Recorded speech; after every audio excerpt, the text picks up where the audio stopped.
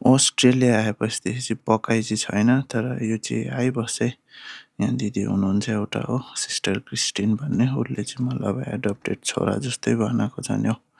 न ऊ मेरो आमापट्टिको न बाउपट्टिको, त्यही पनि प्रभुमा भएपछि प्रेम चाहिँ यस्तो हुँदो रहेछ हेर्नुहोस्। आमा यति केयरिङ क्या, घरमा पनि बोलाइबस्छ होइन। अन्त उलुक उलुक हुन्जेलसम्म खायो त्यता पनि त्यहाँदेखि प्याक गरेर पठाउनुहुन्छ है दिदीले। अबै हेर्नुहोस्, खाना चाहिँ अब यति मिठो छैन कि के भन्ने, यसलाई अब शब्दमा ल्याउन सक्दैन।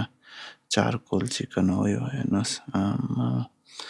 अन्त यो चाहिँ मैले घरमा खाएको थिएँ उता हुँदा हो। यो पनि त्यो कटको एउटा बनाएको, यो चाहिँ वान अफ द एराबिक डिस हो रहेछ।